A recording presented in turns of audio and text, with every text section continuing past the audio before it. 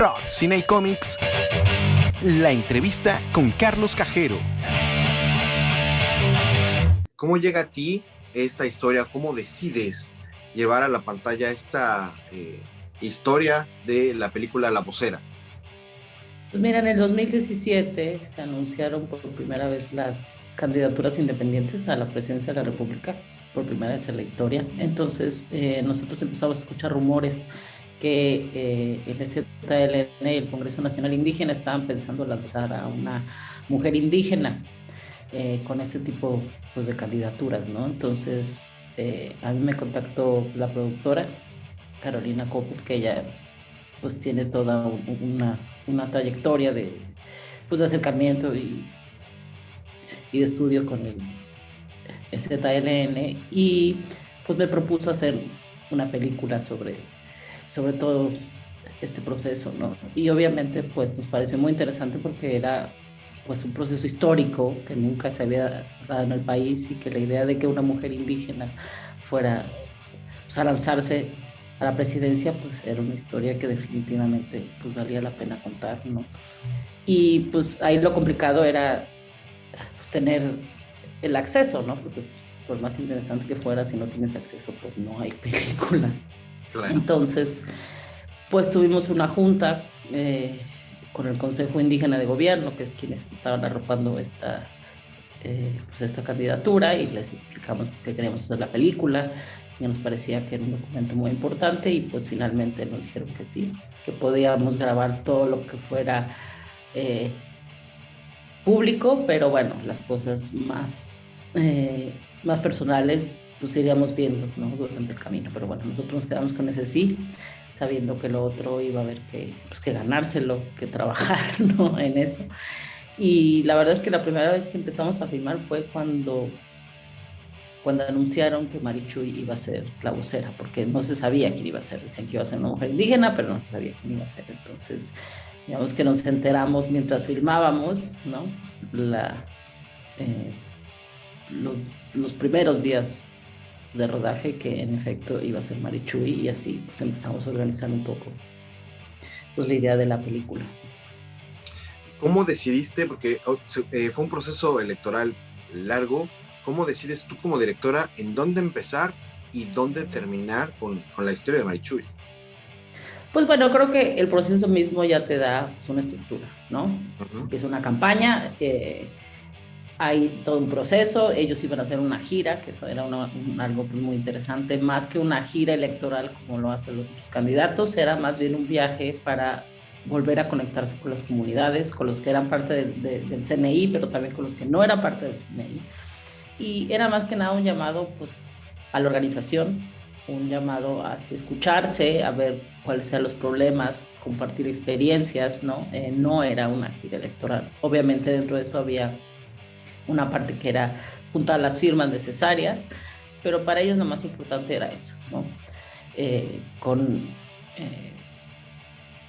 Ya que iba a existir esta candidatura y que ellos estaban lanzando, pues era una oportunidad para hacer este viaje por el país y hacer un poco pues una radiografía, ¿no? De lo que estaba pasando. Entonces esa gira en sí pues ya te da una estructura. Bueno, empieza un proceso hasta que termina y pues qué va a pasar, ¿no? Entonces, o sea, por lo menos digamos que tenía yo ese evento cronológico que ya te da una estructura.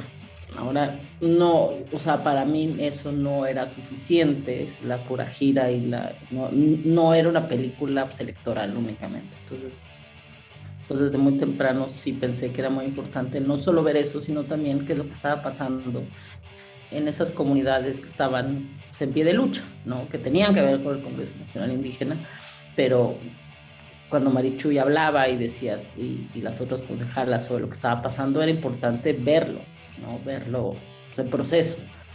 Entonces ahí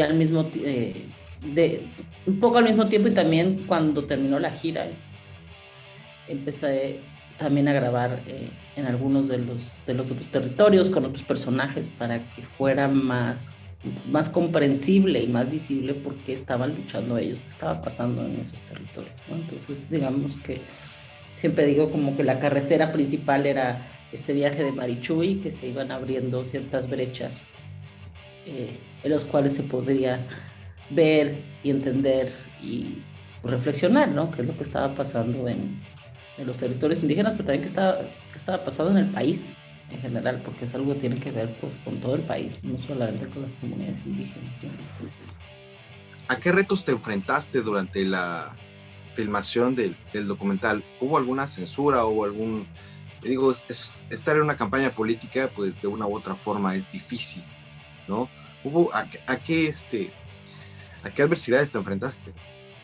Pues bueno, más que las adversidades, así como, o sea, finalmente no estábamos formando un partido político, o sea, era otra manera de moverse, de relacionarse con la gente, ¿no? Obviamente era complicado porque pues había que hacer acuerdos todo el tiempo con ellos, sí podíamos grabar o no, a dónde les parecía importante ir o no, o sea, había este diálogo, ¿no? Que pues, a veces tardaba más tiempo del que queríamos, ¿no? Y a veces era difícil decidir porque no podíamos ir a todos los lugares en toda la gira, en primer lugar porque ni siquiera iba a caber en la película y porque era realmente, pues fueron varios meses, ¿no?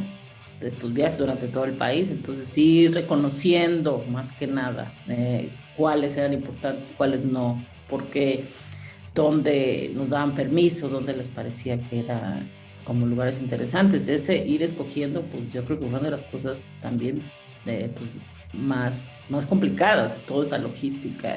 Después, escoger qué comunidades o qué luchas eran como más emblemáticas y por qué, que no se repitieran, que se viera que era algo que iba desde el norte hacia el sur, o sea, que había que tener algo en el norte, algo en el centro, ir encontrando, irle dando seguimiento, ¿no? Pues todo, es toda una logística que pues, sí nos tomó casi 2 años y medio. Después, obviamente, el acercamiento hacia Marichuy pues era complejo, ¿no? Porque ellos querían mostrar que no era ella, era el colectivo, ¿no? Entonces había también pues eh,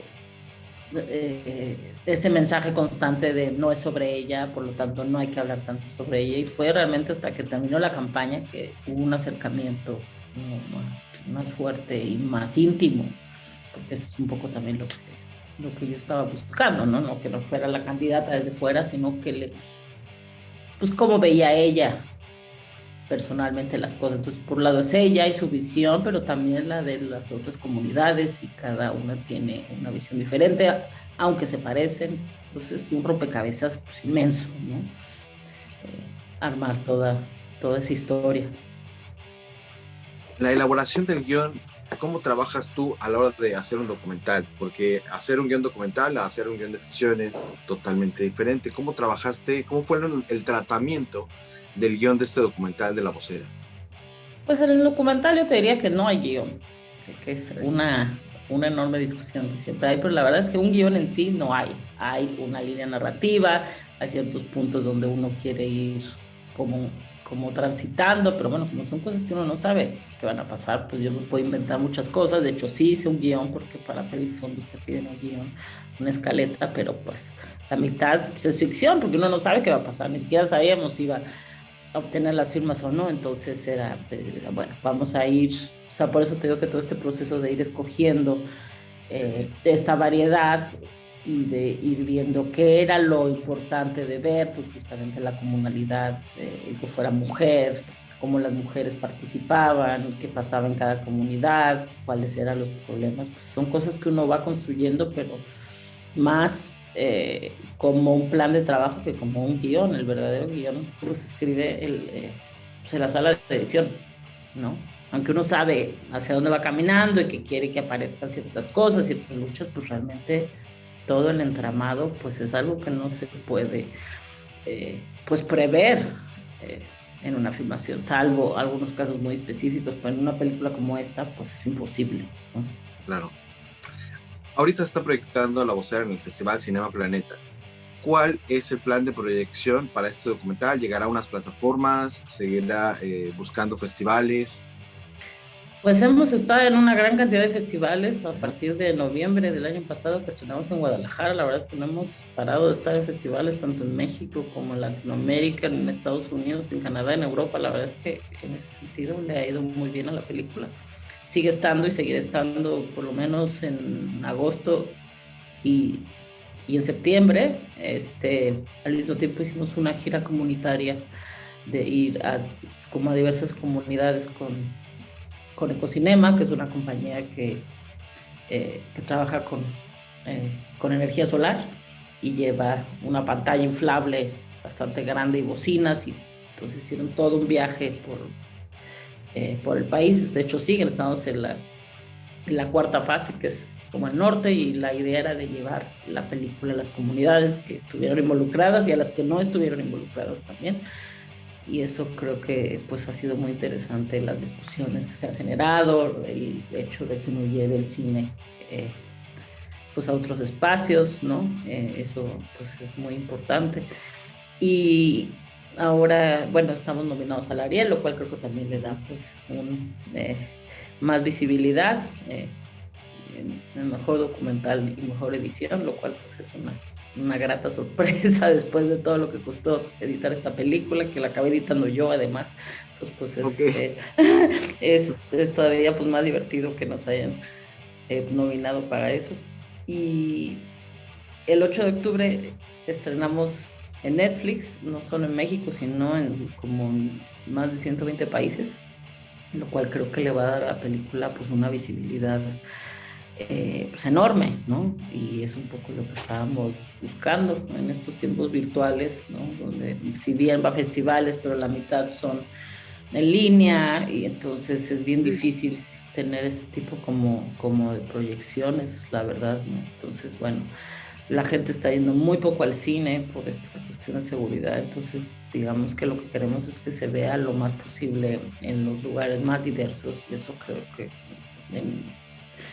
o sea, que lo hemos conseguido, ¿no? Que estamos yendo un poco pues por ese camino. Acabas de mencionar que tú terminaste editando el documental, ¿no? Hace falta equipo, hace falta, o muchas veces tenemos que, o se tiene que aferrar el cineasta a hacer su propuesta y yo hago todo, o buscar un equipo. ¿Cómo fue esta parte? No, o sea, realmente esta película fue hecho con un equipo, pues, Okay. para hacer un documental bastante grande, con una compañía con, no documental, con una compañía de producción que hace ficción y hace documental, que es Alebrije, que es bastante grande. Obviamente había un gerente de producción, un fotógrafo, un sonidista. Sí había una infraestructura porque era una película bastante complicada, ¿no? O sea, significaba pues filmar fuera del país, perdón, de la ciudad, pues casi pues el 70% de la película está filmada fuera, o sea, sí necesitaba una logística. Y de hecho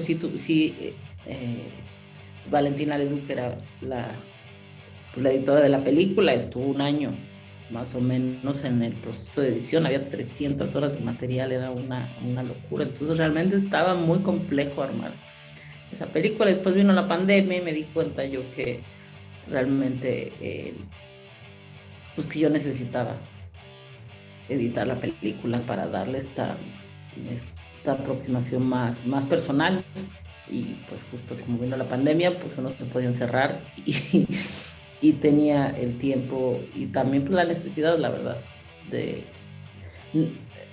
si bien ya había cierto trabajo hecho, volver un poco pues saber todo el material, a reacomodar, a poner un poco más las cosas pues en su lugar, porque sentía yo que no estaba pues, funcionando, ¿no? Pero bueno, después obviamente toda la postproducción del sonido, la música, todo el tratamiento visual pues fue hecho por otras personas. No es de esas películas que uno hace todo, en este caso hubiera sido pues imposible porque era un monstruo de película, ¿no? ¿Cuáles son los planes de Luciana para seguir trabajando? ¿Seguirás por el documental o te irás por el cine de ficción? Pues las dos. Estoy ahora levantando ahí sí lo estoy haciendo un poco yo sola. Estoy levantando 3 proyectos, 2 proyectos de documental, y estoy escribiendo un de ficción. Así que pues hay planes para ambas cosas. Yo siempre he hecho documental, pero ahora pues estoy escribiendo de ficción. Entonces, pues estará divertido cambiar un poco pues el rubro, la manera de trabajar, pero bueno, más inmediatamente sí estoy filmando una película documental. ¿Hacia dónde crees que vaya el documental? Porque cada vez ha cobrado más importancia en México, ¿no? Ya había tenido varios, hay grandes trabajos, pero hoy en día también gracias a las plataformas, como que este trabajo del documental es más visto. Sí, y creo que tiene también no solo también tiene una gran calidad, porque la verdad es que es un país muy, muy intenso, con una cantidad de temas muy importantes, interesantes, muy complejos. Cada vez más hay una generación de artistas pues que son muy creativos, exitosos, están un poco inventando la forma de hacer documental, entonces también eso está generando pues, interés en el espectador, ¿no? En otras formas, pero ahora los documentales se dan en el cine, cosa que antes pues era imposible, ¿no? Entonces creo que poco documental se haga ese espacio por la calidad de los temas, de los tratamientos visuales, de las historias, ¿no? Entonces creo que obviamente ahora pues sí se han cortado ciertos fondos que eran importantes y que eso pues yo creo preocupados porque va a ser pues más difícil obtener pues, para hacer sobre todo este documental más de autor, no producido por Netflix, sino un poco lo que estamos acostumbrados, gran cantidad de los documentalistas en México. Estamos pues un poco pues, peleando, no se recorten los fondos porque sí pensamos que el cine y el cine documental son indispensables para la cultura, para la identidad, ahora en la pandemia, pues que ve la gente en la plataforma, pues ve cine. Entonces, es muy importante que se siga produciendo cine documental y como te digo, pues cada vez hay más, cada vez es más visible, pero eso no se puede parar y si siguen recortando pues estos fondos que existían, pues va a ser cada vez más difícil hacer películas. Perfecto. Luciano, muchísimas gracias por la entrevista, por tu tiempo. Pero antes de finalizar, acostumbro a hacer 5 preguntas a mis invitados y que me respondan lo primero que se les venga a la cabeza. ¿Estás lista? Estoy lista. Si tuvieras un superpoder, ¿cuál sería? El de estar siempre sano. Okay. Si pudieras viajar si tuvieras una máquina del tiempo, ¿a qué época te gustaría viajar? Al Renacimiento. Ok. ¿Algún director que haya influido mucho en tu carrera? Wim Wenders. Ok. Si tuvieras la oportunidad de hacer una pregunta al Dios o deidad que tú creas según la religión que profeses, ¿qué pregunta le harías? ¿Para qué estamos vivos? Ok. Y ya la última es, ¿qué ha aprendido Luciana Kaplan en la pandemia? A ser más creativos, a ser más independientes. Ok, perfecto. Pues muchísimas gracias, Luciana, te agradezco el tiempo. A ti. Excelente película, La Vocera, y bueno, todo el éxito del mundo. Muchísimas gracias. A ti y muchas gracias por la difusión. Visítanos en nuestras redes sociales y suscríbete a nuestro canal. Activa la campanita.